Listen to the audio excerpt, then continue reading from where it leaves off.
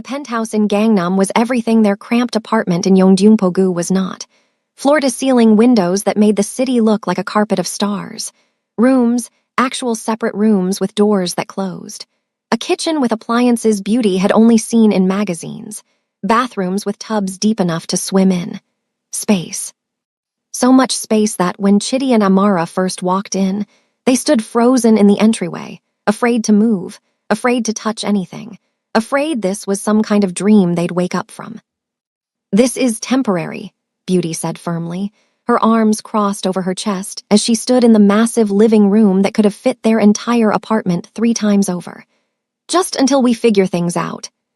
Kang Minyi stood near the window, looking uncomfortable in his own home, which was almost funny except nothing about this situation was funny. He'd insisted they stay here after the press conference 3 days ago, after the media had swarmed their apartment building like locusts, after Beauty had found photographers camping outside Chitty and Amara's school, after the threats started coming. "Take as long as you need," Minyi said quietly. "There's no rush, you're safe here." Safe, Beauty almost laughed. She didn't feel safe. She felt like a charity case, like someone who'd been rescued when she'd spent 5 years refusing to need rescuing. The check he'd given her was still in her purse, uncashed, because accepting it felt like admitting defeat, like confirming every ugly thing his mother had said about her. "Iyama," Amara whispered, tugging on her sleeve. "Is this really where we're staying?" "Temporarily," Beauty repeated, softer now. "Just for a little while." But Chitty was already exploring, his analytical mind cataloging everything. "There are 4 bedrooms, 5 bathrooms, a study with a computer setup that's more advanced than the school library. The internet speed is..." He pulled out his cracked phone, running a speed test, 20 times faster than our apartment. "We could download entire textbooks in seconds." "Chitty," Beauty said warningly, but Minyi was already moving toward them. "You can each have your own room," he said, and there was something careful in his voice, like he was afraid of saying the wrong thing. "If you want, or you can share, whatever makes you comfortable." The twins looked at each other, that silent communication passing between them. "Our own rooms," Amara said slowly, like the concept was foreign. "We've never had our own rooms." "Then maybe it's time you did," Minyi said. Beauty watched her children's faces light up with a hope that made her chest ache. They shouldn't have to be amazed by basic things like separate bedrooms and working internet.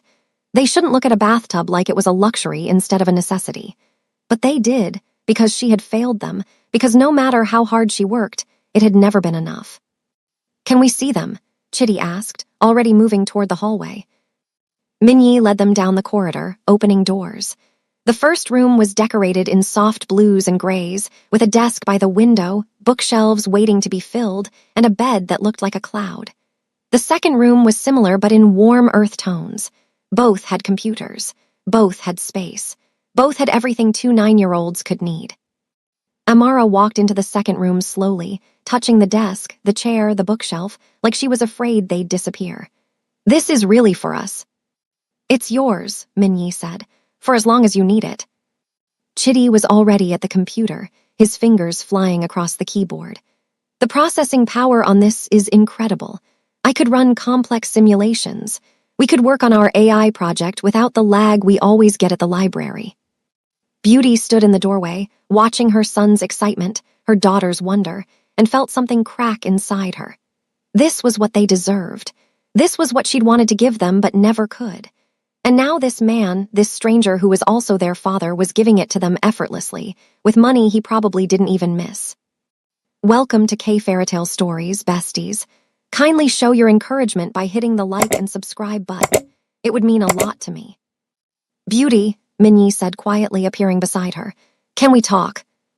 She followed him back to the living room, her defenses already up. "If this is about money..." "It's not," he interrupted. "It's about them, about you, about all of this." He gestured vaguely at the penthouse.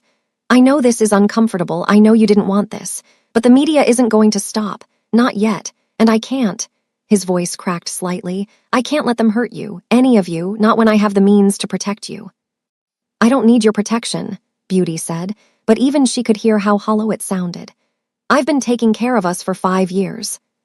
"I know," Minyi said, and there was something raw in his eyes. And I hate that you had to. I hate that I wasn't there. I hate that my children grew up in a one-room apartment while I lived in places like this. I hate all of it, but I can't change the past. I can only try to do better now." Beauty looked away, blinking back tears she refused to shed in front of him. "Your mother was right about one thing. This is a scandal. Being associated with us, it's damaging your reputation." "I don't care about my reputation," Minyi said fiercely. "I care about them, about keeping them safe, about giving them the life they should have had from the beginning." "And what about me?" Beauty asked, the question bursting out before she could stop it. "Where do I fit in your neat solution? Am I just the inconvenient mother you have to tolerate to have access to your children?" Minyi stepped back like she'd slapped him. "Is that what you think, that I'm tolerating you?" "What else am I supposed to think?" Beauty's voice rose despite her efforts to stay calm. "You don't know me. We spent one night together 5 years ago, one night. And now we're supposed to what? Play house, pretend we're a family." "I don't know what we're supposed to do," Minyi admitted, running his hand through his hair in frustration. "I don't have a manual for this, but I know I want to try, not just for them. He stopped, seeming to reconsider his words. "Just let me help, please." Before Beauty could respond, Chitty appeared in the doorway. "Iyama, the bathtub is huge. Can we take a bath, a real bath? We haven't been able to since." He stopped, suddenly aware he was revealing too much about their previous living conditions. Beauty's throat tightened. Their apartment had only had a tiny shower that barely worked, and even that had broken last month. They'd been washing with a bucket. "Of course, baby, go ahead." As Chitty ran off, Beauty sank onto the couch, suddenly exhausted. Minyi sat carefully on the opposite end, maintaining distance. "They're amazing," he said quietly. "Your children are children. They're the most remarkable kids I've ever met." "They are," Beauty agreed, some of the fight draining out of her. "They're brilliant and brave and so much better than I ever dreamed they could be." "Because of you," Minyi said. "You did that. You raised them alone, kept them safe, made them into these incredible human beings. I had nothing to do with it." Beauty looked at him then, really looked at him. He wasn't wearing a suit today, just jeans and a simple shirt, and he looked younger somehow, more uncertain. "They wanted to know you," she said softly. "I never badmouthed you to them. I told them you didn't know about them, that if you had known, things might have been different. I don't know if that's true, but I wanted them to have the possibility of you. Does that make sense?" "It does," Minyi said, his voice rough. "And for what it's worth, it would have been different. If I'd known, I would have moved heaven and earth to find you." "Would you?" Beauty challenged. "Really? Or is that just what you tell yourself now?" Minyi was quiet for a long moment. "I don't know," he said finally, honestly. 5 years ago, I was different, more ambitious, more selfish, more focused on building the company. But I think I want to believe that I would have done the right thing, that I would have been there." The honesty disarmed her. Beauty had expected excuses, justifications, but not this raw admission of uncertainty. Over the next week, a routine emerged. Beauty insisted on cooking. It was the one thing she could control, the one way she could contribute. So the sterile penthouse kitchen came alive with the smells of jollof rice, egusi soup, and kimchi jjigae, a fusion that made the children laugh with delight. Minyi came home earlier than he ever had in his life, drawn by something he couldn't name, sitting at the dining table while Beauty cooked and the children did homework. "Can you help me with this?" Chitty asked one evening, sliding his mathematics textbook toward Minyi. "It's a problem about probability distributions and I can't figure out the third step." Minyi looked at the advanced calculus problem, work that most high school students would struggle with, and felt a surge of pride. "Sure, let's think about it logically. What do we know?" Beauty watched from the kitchen as Minyi patiently worked through the problem with Chitty, not giving him the answer, but guiding him to find it himself.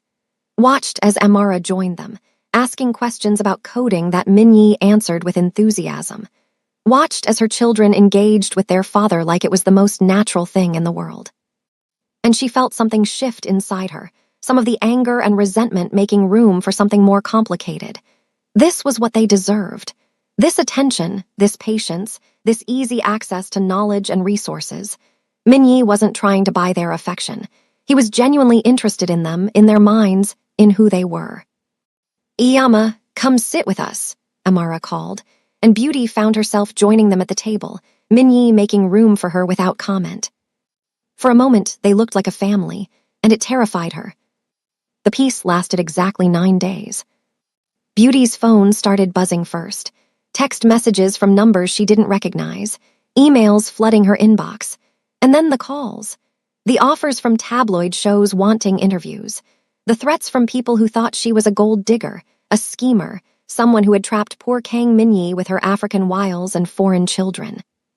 The worst part wasn't the strangers. It was the clients. The freelance translation work she'd built up over 5 years, the clients who had trusted her, they started canceling. Polite emails about restructuring and going in a different direction that couldn't hide the real message. They didn't want to be associated with the scandal. Within a week, Beauty had lost 80% of her income. She didn't tell Minyi, didn't tell anyone, just watched her carefully built financial independence crumble while she smiled and cooked dinner and pretended everything was fine. But the children knew. Of course they knew. They were too smart not to notice. "The kids at school are talking," Amara said one night at dinner, her voice small. "About us, about you and Iyama. They're saying mean things." Minyi's jaw tightened. "What kind of things?" Chidi and Amara exchanged glances. "That Iyama trapped you," Chidi said quietly. "That we're not really yours. That she's a—" He stopped, unable to repeat the racial slurs. "Bad things about her being Nigerian, about us being mixed." Beauty felt ice flood her veins. Her children. Her beautiful, brilliant children were being poisoned by this, by her choices, by circumstances beyond their control. "That's enough," Minyi said, standing abruptly. "We're fixing this, now." "You can't fix racism with money," Beauty said bitterly. "No," Minyi agreed. "But I can stop letting people think they can attack my family without consequences." The press conference was held 2 days later at JK Technologies headquarters. Beauty had refused to attend. She wouldn't be paraded around like evidence.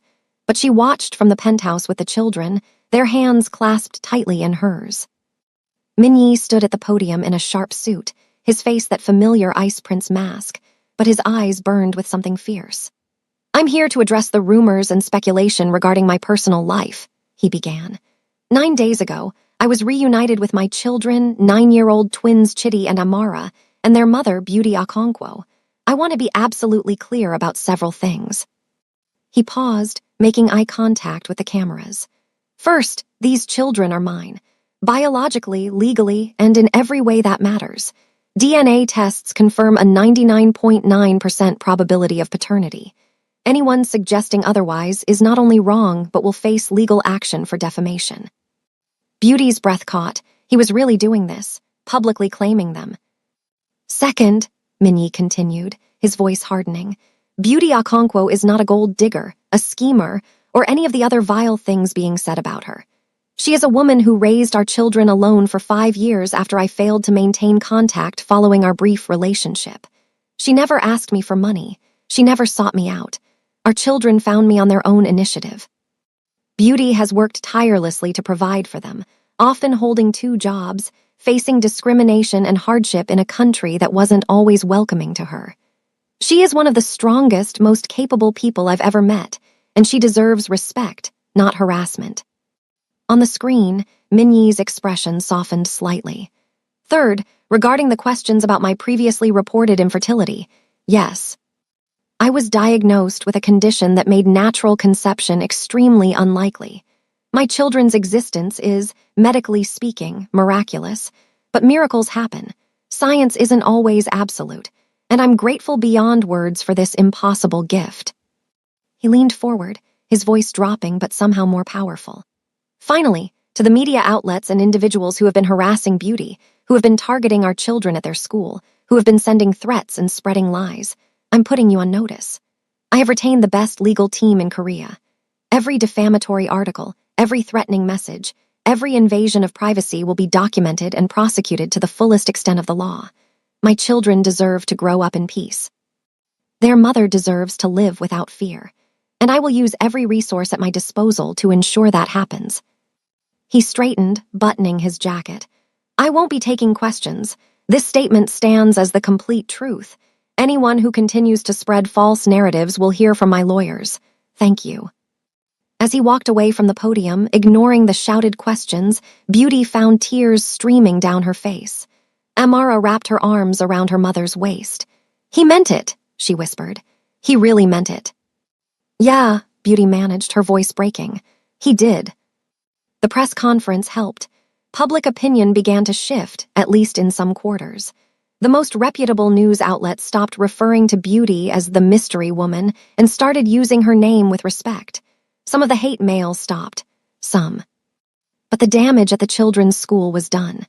Despite Minnie's warnings, photographers still lurked near the gates. Other parents complained about the media attention. The administration suggested, politely but firmly, that perhaps Chitty and Amara would be more comfortable elsewhere. "They're kicking us out," Chitty said flatly, reading the letter that had come home. "They don't want the publicity." Minnie was at the penthouse when they got the news. He read the letter once, his expression darkening, then picked up his phone. "Jae-hoon, I need information on the best international schools in Seoul. Private, excellent security, experience with high-profile families. Have a list by morning." "You don't have to," Beauty started, but Minnie cut her off gently. "Yes, I do. Our children shouldn't suffer because of who their parents are.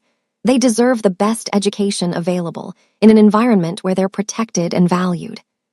"I can't afford private school," Beauty said, adding how small her voice sounded.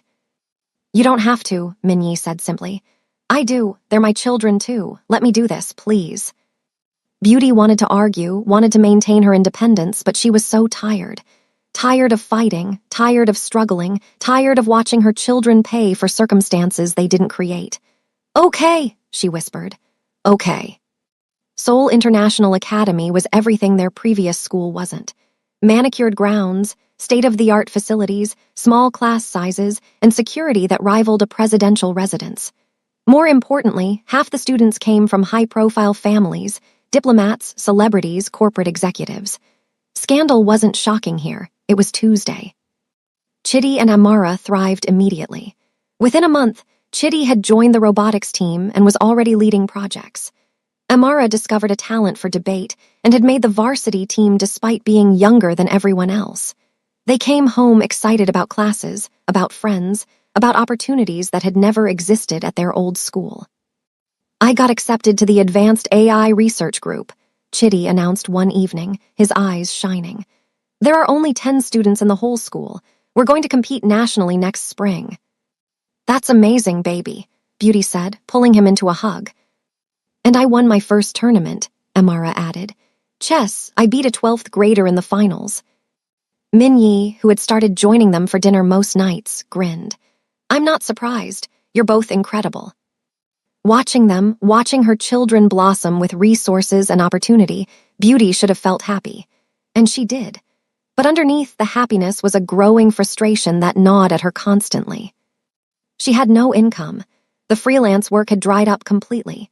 Every penny she spent came from the check Minnie had given her, which she'd finally cashed because pride didn't pay for groceries. She was living in his penthouse, eating food bought with his money, watching her children attend a school she couldn't afford. She had become exactly what she'd always feared, dependent. "You're quiet tonight," Minnie observed one evening after the children had gone to bed. They'd fallen into a habit of sitting in the living room after dinner, ostensibly to discuss the children, but increasingly just talking about everything and nothing. "Just thinking," Beauty said, curled up on one end of the couch with tea. "About?" She hesitated, then decided honesty was easier than pretense. "I lost all my clients, every single one. The scandal, the publicity, no one wants to work with me anymore." Minnie set down his own cup carefully. "I didn't know. Why didn't you tell me?" "What would you have done?" Beauty asked tiredly. "You're already paying for everything. The school, this place, food, clothes, everything. I've become a kept woman in my own life." "That's not." "It is," Beauty interrupted.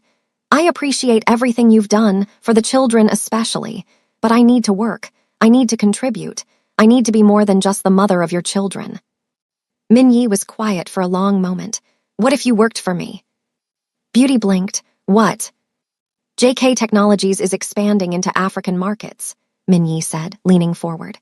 We need someone who understands the cultural nuances, who speaks the languages, who can bridge that gap.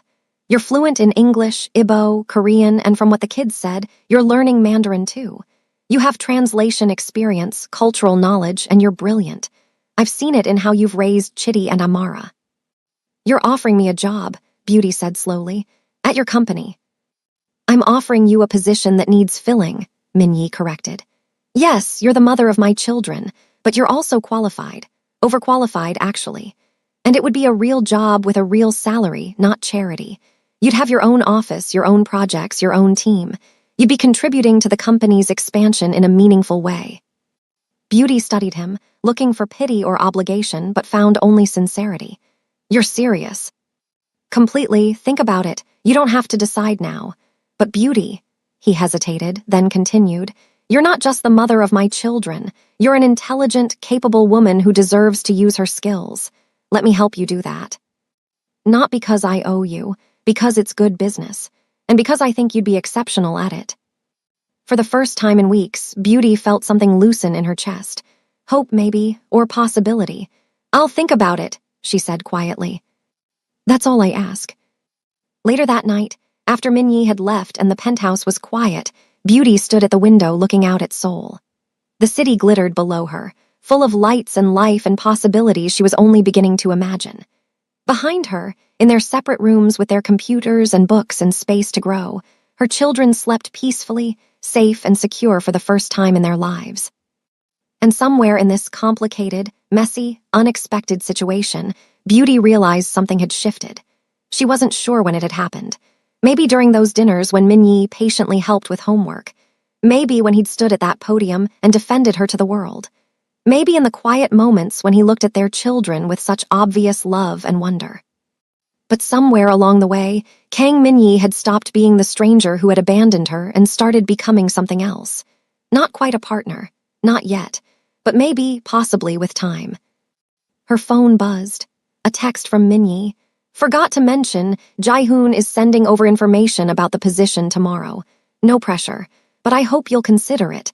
The kids are lucky to have you, and I think JK Technologies would be too. Beauty found herself smiling as she typed back. I'll look at it. Thank you for everything. 3 dots appeared, then disappeared, then appeared again. Finally, you don't have to thank me. This is what family does. Family, the word hung in the air, full of promise and uncertainty. They weren't there yet.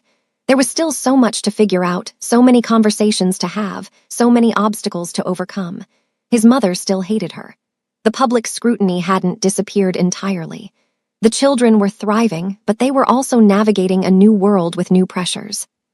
But for the first time since Chitty and Amara had walked into JK Technologies 9 days ago, no, 5 years ago when she discovered she was pregnant and decided to keep them despite everything, Beauty felt like maybe, just maybe, things might actually work out. The question was, what would working out even look like? Would she and Minyi become friends?